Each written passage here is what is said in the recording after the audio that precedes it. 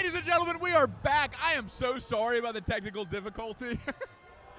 We are in an ancient wine factory with walls as thick as the Citadel. So we lost internet signal. But we're so glad we're back. We're glad we're on Chess TV. Thank you, Chess.com and Chess24 for hanging out with us crazy chess boxers. We are just about to begin our third match of IFC 5. I'm here with WCBO President Laura Armas. She is going to be commentating predominantly the chess. I'm going to be predominantly the boxing. We're going to be going back and forth for this awesome matchup between Italy and France. And a guy you might know, we have Andreas Hone, a.k.a. Sardoche, a League of Legends streamer that was on Chess.com PogChamps that has just begun the chess game against his Italian opponent.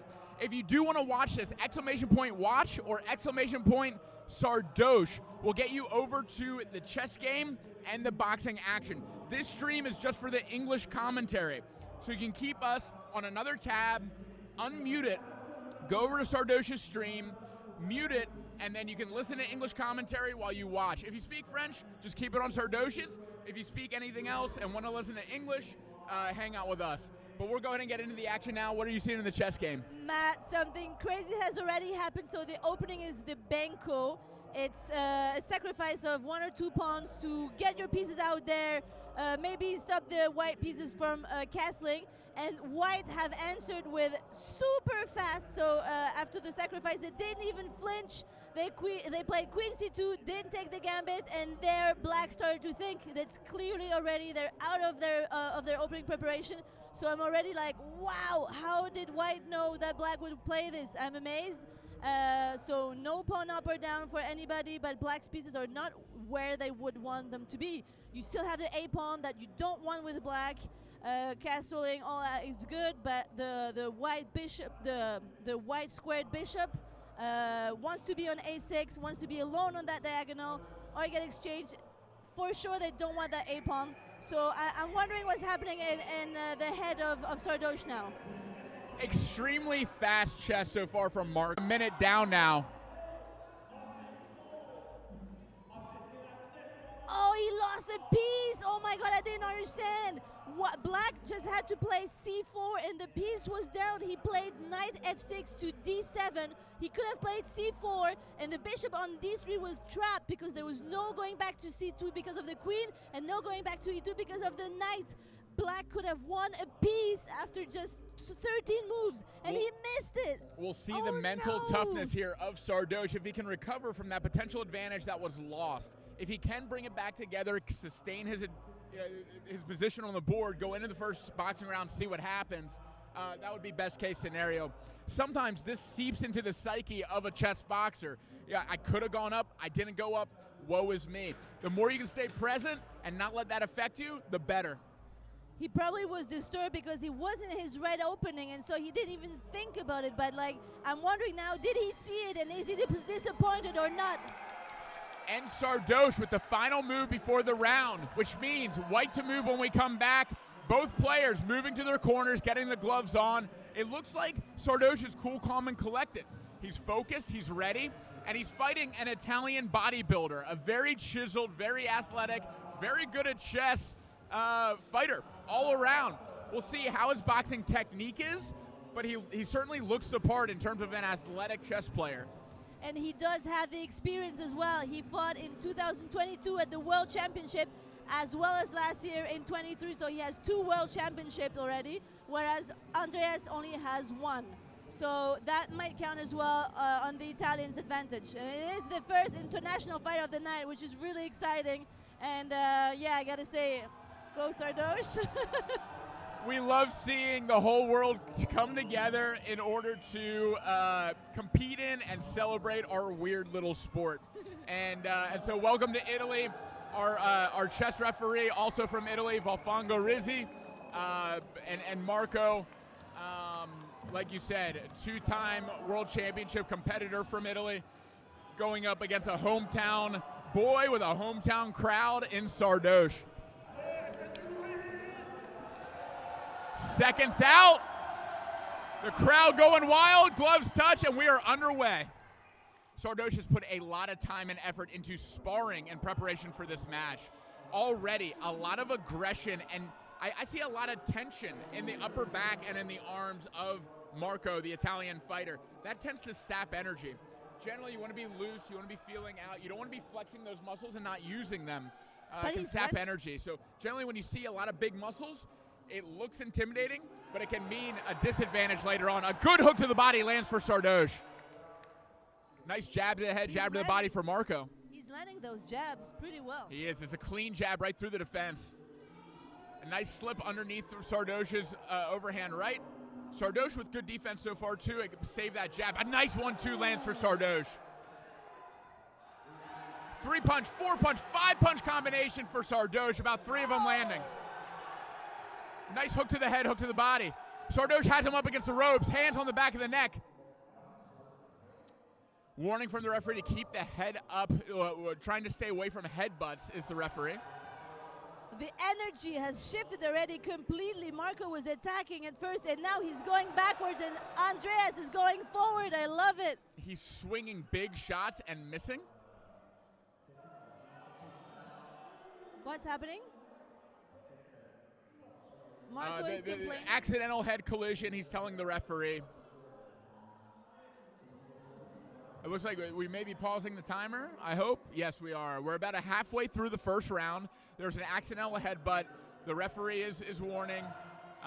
Doesn't seem to be any cut. Not sure why.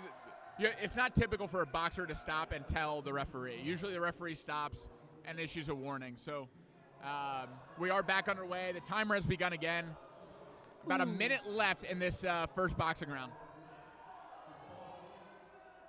And again, I feel like Italian Sardoche is attacking more, right? Absolutely. And the Italian fighter, I think, was getting fatigued. He may have used that as an opportunity to catch his breath a little bit. Absolutely. Big overhand right lands for the Italian fighter.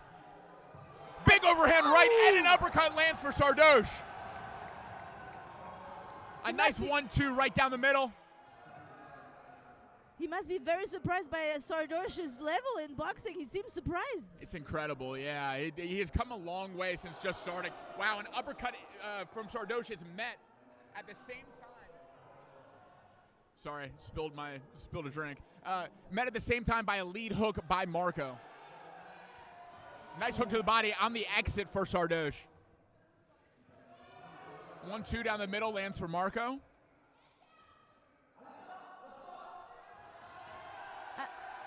As a reminder, they can watch the live stream of the fighting on Sardoche's website, right? Yes, so the way to do this is to type in !Sardoche, which is already in chat. Go watch it over on Sardoche's channel, mute it, and listen to our English commentary if you want English. There's the bell. What an incredible first round. And Sardoche has come such a long way. Absolutely. A few things I noticed. One, his footwork is so much better. He's able to shut off angles and kind of push Marco into the ropes and into corners where he doesn't want to be. And that functions a lot of the same way as controlling the center of the chessboard. Oh, yeah. So that ring generalship in boxing is just like those 4 center squares in chess. You can kind of make your opponent make moves that are uncomfortable or awkward that they really don't want to do. Sardoche is doing an excellent job using his feet to establish that ring generalship so far. He's also not letting Marco get comfortable at all. He's throwing big shots, but he always has an answer for one of those big, strong shots. There's little uppercuts that are landing to the chin and to the sternum. There's little hooks that are landing to the body that all add up. Old boxing coaches call it putting water in the basement. They want to just slow you down. Think about if your body's a basement, or if your body's a house, your basement would be like your legs. You're putting water in the basement, you're making them move around, and a couple feet of water, he's already starting to move slower. Those muscles are starting to slow him down. So I like Sardoche's chances the further and further this fight goes into the boxing rounds. But we're back to the chess, to a relatively equal position, right? Yeah, still so far equal position because Andreas couldn't get rid of that pawn that he wanted to get rid of so badly, that A pawn. But well, now he has to make do. He didn't see that that piece that he could have taken with c4. But okay, now you have to move on. Probably he didn't see it, so there's no regret. You know, like if you see afterwards that you missed something, then you dwell over it. I don't think he saw it, so it's probably better that way. Ignorance is bliss is the saying in English. If you didn't know you missed it, then you don't feel the pain of missing it. Exactly, and so what black pieces are doing now is continuing with the plan. So there are different plans with the Benko. If you cannot attack on the A and B files because, well, this A pawn is still there, you do have that combination with a C4 pawn and a nice knight can settle on D3. But now that C pawn is gonna get moved away by that B3 pawn. But still, that B pawn is a weak pawn. It's on an open column, so black already has a rook on there. And it's prevented from moving to b4 because of that a5 pawn. So it's a weak pawn if he takes back with the b pawn. So should black play c takes b, I think it's better for black because you have that weakness that black doesn't have. You do have that a5 pawn, but I do feel like it's less of an issue than the b3 pawn, and but. Yeah, that c4 pawn's still there. Let's see what they decide to do. I mean, if you do take there, the knight has a nice square there as well. I'm just unsure of the plans now that the a pawn is there. You don't want that a pawn with black. Normally you have themes where you bring both rooks on a and b files. You play with the queen on a5 or something like that, and all of that is just not possible. So now a threat to the knight in the middle on f5. What will Sardoche do to respond to this pawn threat? And pushing a pawn around the king, I will say, a very aggressive move, weakening squares around the king in order to attack Sardoche. Ooh, and there's just not good squares for the knight anymore. He played knight d3, but I think if you take that c pawn, so b takes d, bishop takes, and then you take twice on d3, so rook takes, bishop takes, queen takes, and you won 2 pieces for a rook, which is better for white, and this is what he's gonna do, of course. So yeah, black did not play well, and of course white was gonna play f4, so I'm surprised that he didn't think about it. But yeah, now I'm just expecting rook takes d3, of course. And it looks like the compensation is being able to pin that white knight to the queen, but the queen retakes, never mind. Yeah, and now you have 2 knights for a rook, which is better. It's much better for white. You want to have that position with white now. Ooh, some things are going to happen. There was a dangerous move. Check. The king was going to move, and then knight to something, attacking the rook. Sardoche getting one last look at the board as he walks away towards his corner to strap up for another boxing round.